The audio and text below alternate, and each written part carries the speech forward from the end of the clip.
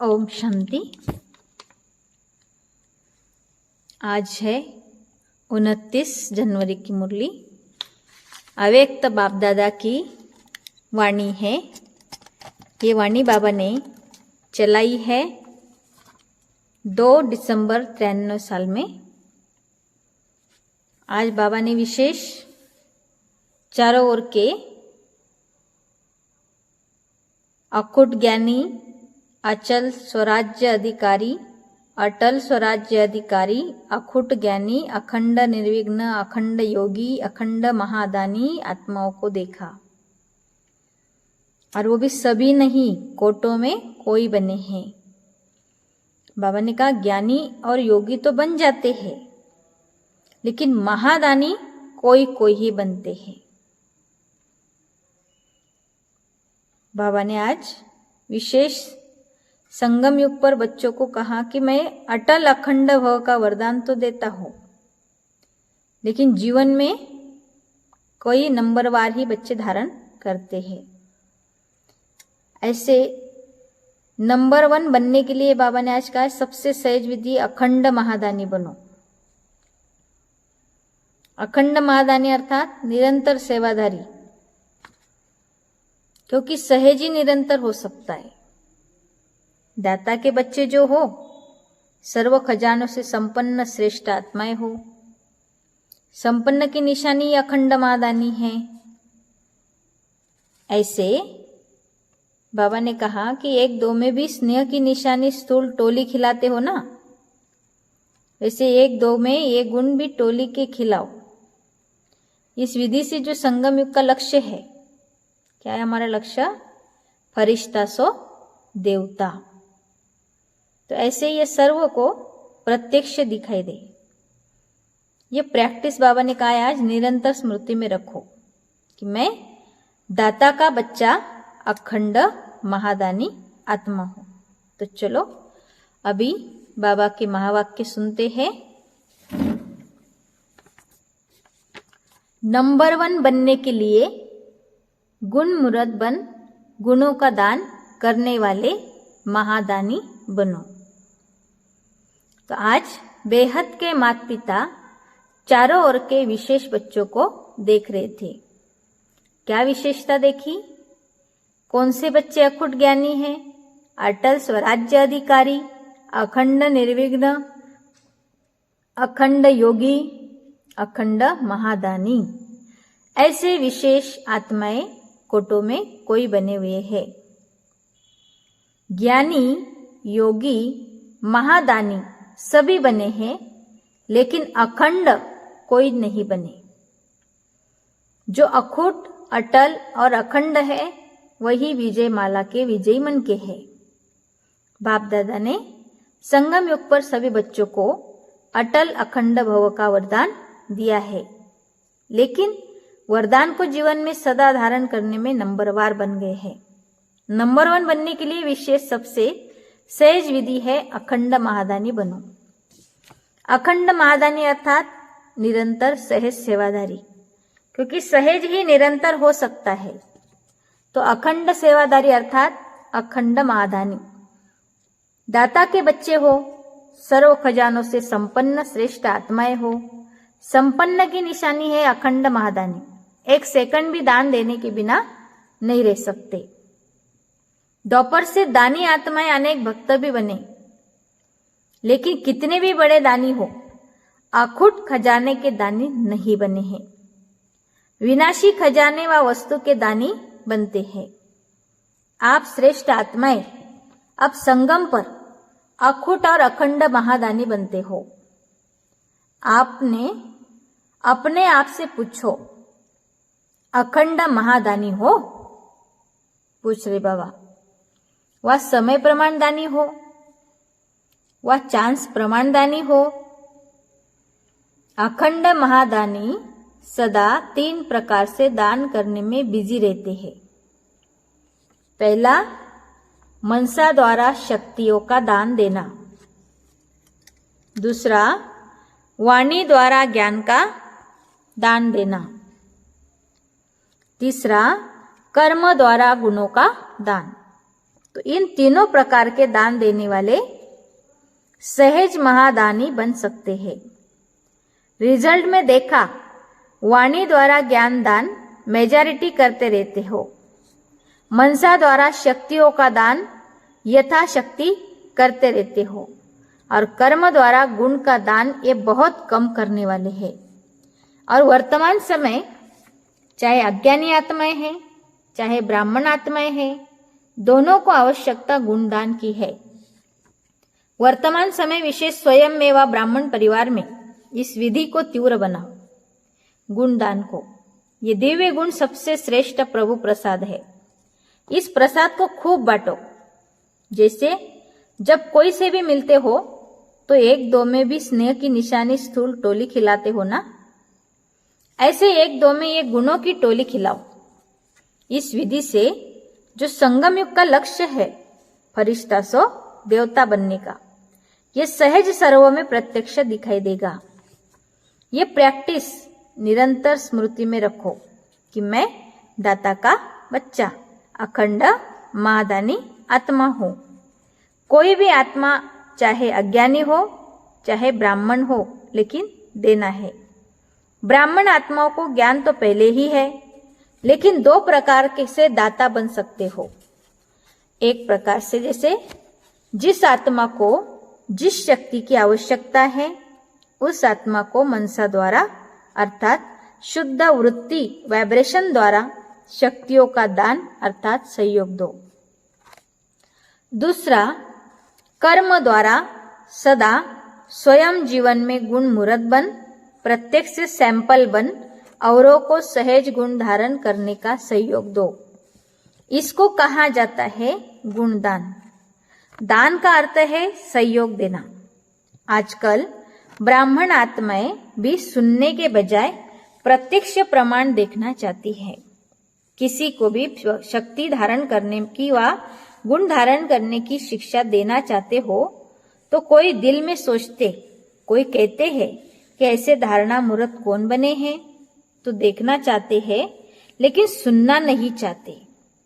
ऐसे एक दो में कहते हो ना, कौन बना है, सबको देख लिया। जब कोई बात आती है तो कहते हैं कोई नहीं बना है, सब चलता है, लेकिन यह अलबेलेपन के बोल है, यथार्थ नहीं है।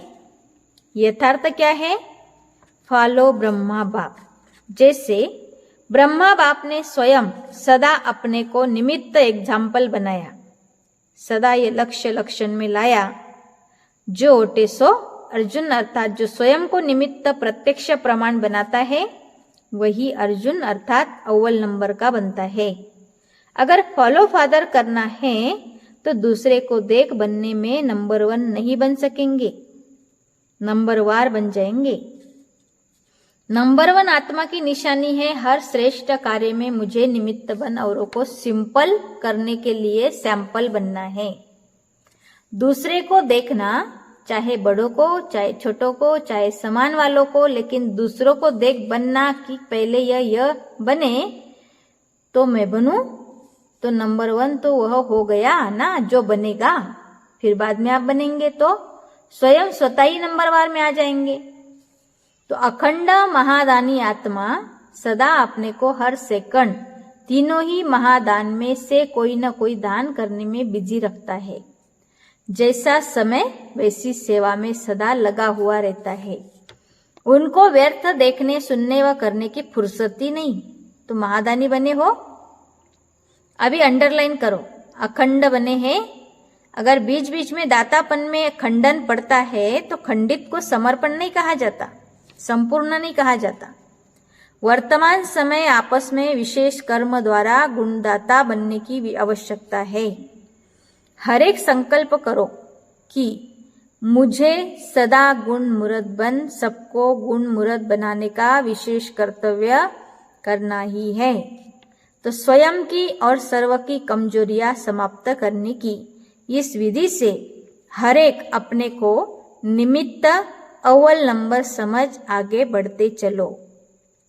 ज्ञान तो बहुत है, अभी गुणों को इमर्ज करो सर्वगुण संपन्न बनने और बनाने का एग्जाम्पल बनो।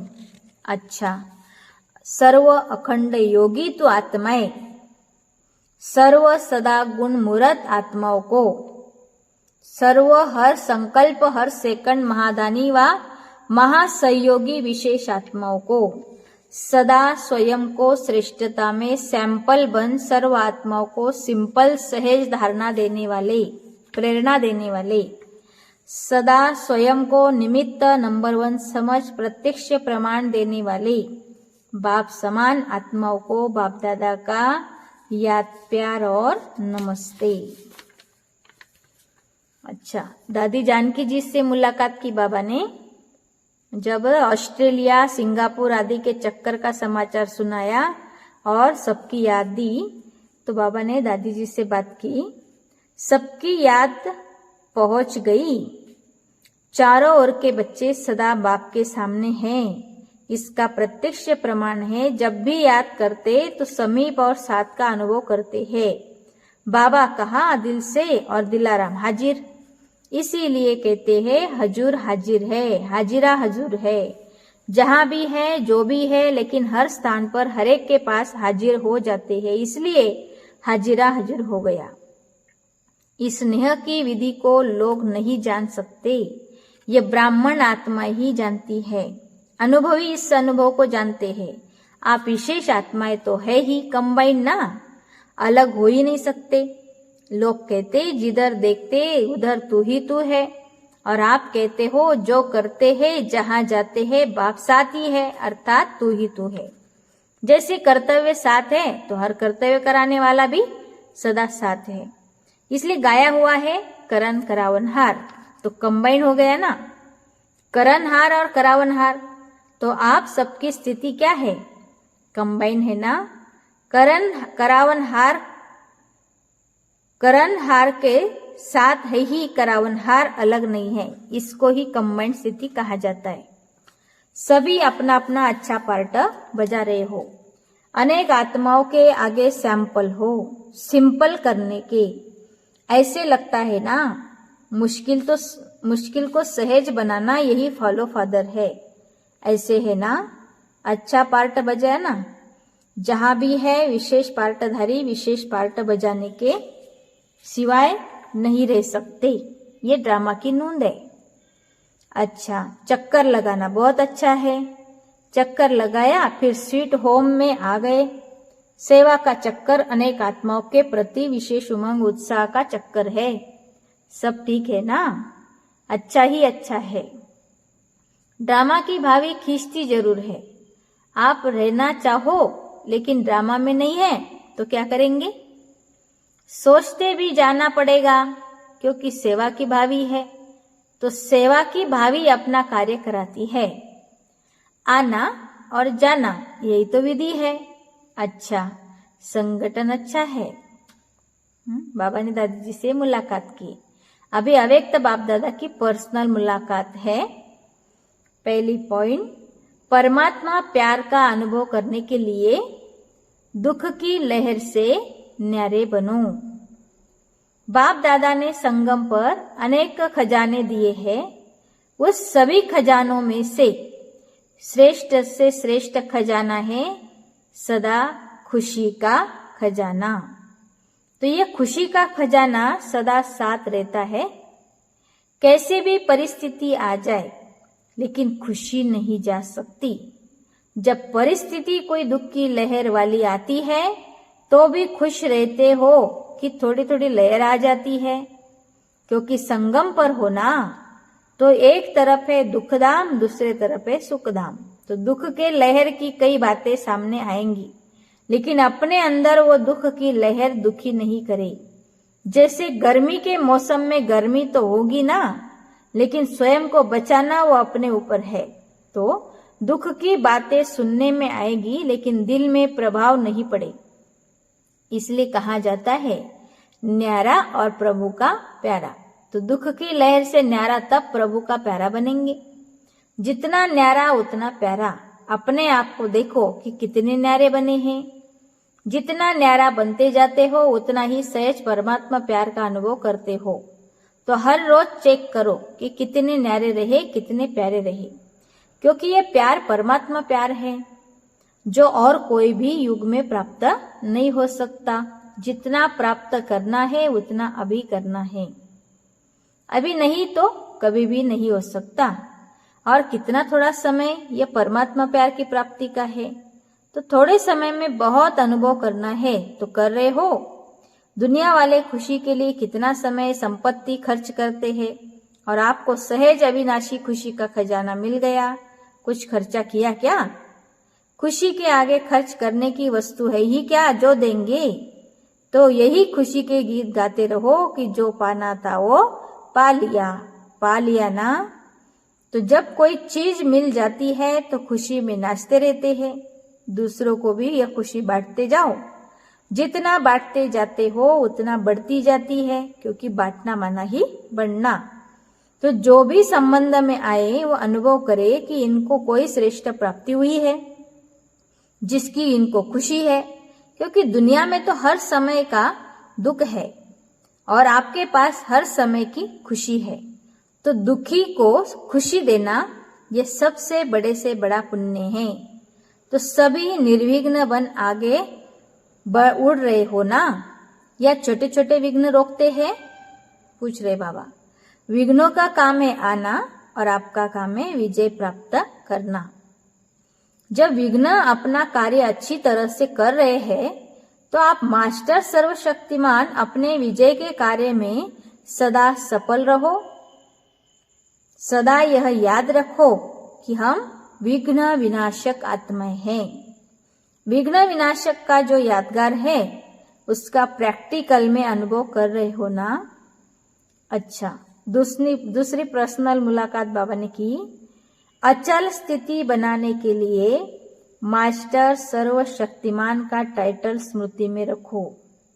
स्वयं को सदा सर्व खजानों से भरपूर अर्थात संपन्न आत्मा अनुभव करते हो, क्योंकि जो संपन्न होता है तो संपन्नता की निशानी है कि वो अचल होगा, हलचल में नहीं आएगा।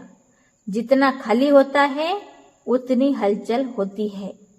तो किसी भी प्रकार की हलचल, चाहे संकल्प द्वारा, चाहे वाणी द्वारा, चाहे संबंध संपर्क द्वारा, किसी भी प्रकार की हलचल अगर होती है तो सिद्ध है कि खजाने से संपन्न नहीं है। संकल्प में भी स्वप्न में भी अचल, क्योंकि जितना जितना मास्टर सर्वशक्तिमान स्वरूप की स्मृति इमर्ज होगी उतना ये अचल हलचल मर्ज होती जाएगी। तो मास्टर सर्वशक्तिमान की स्मृति प्रत्यक्ष रूप में इमर्ज हो। जैसे शरीर का एक्यूपेशन इमर्ज रहता है, मर्ज नहीं होता, ऐसे यह ब्राह्मण जीवन का एक्यूपेशन इमर्ज रूप में रहे। तो यह चेक करो इमर्ज रहता है या मर्ज रहता है। इमर्ज रहता है तो उसकी निशानी है हर कर्म में वो नशा होगा और दूसरों को भी अनुभव होगा कि यह शक्तिशाली आत्मा है। तो कहा जाता है हलचल से परे अचल। अचल घर यादगार आपका है ना। तो अपना एक्यूपेशन सदा याद रखो कि हम मास्टर सर्वशक्तिमान हैं, क्योंकि आजकल सर्व आत्माएं अति कमजोर है। तो कमजोर आत्माओं को शक्ति चाहिए। शक्ति कौन देगा? जो स्वयं मास्टर सर्वशक्तिमान होगा वो शक्ति देगा। किसी भी आत्मा से मिलेंगे तो वो क्या अपनी बातें सुनाएंगे? कमजोरी की तो बातें सुनाते हैं ना।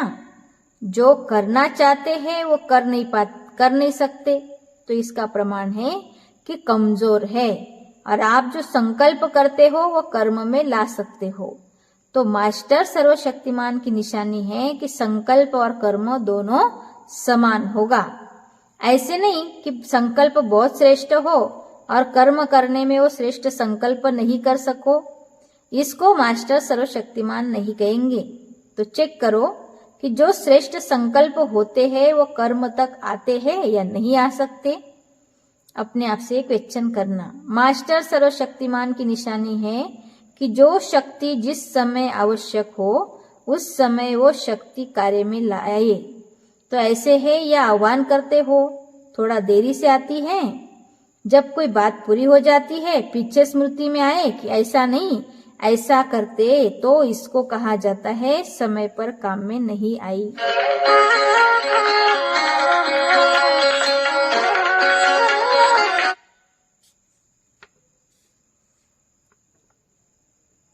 जैसे स्थूल कर्मेंद्रिया ऑर्डर पर चल सकती है ना, हाथ को जब चाहो जहां चाहो वहां चला सकते हो, ऐसे यह सूक्ष्म शक्तियां इतने कंट्रोल में हो जिस समय जो शक्ति चाहो काम में लगा सको।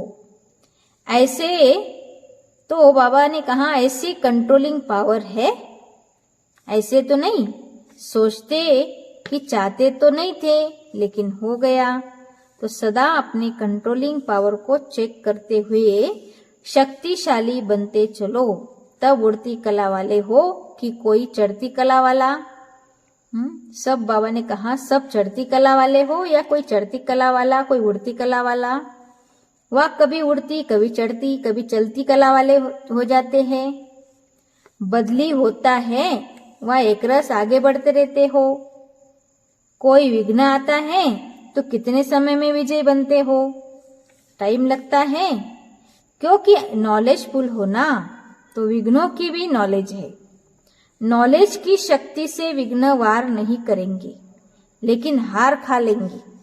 इसी को ही मास्टर सर्वशक्तिमान कहा जाता है।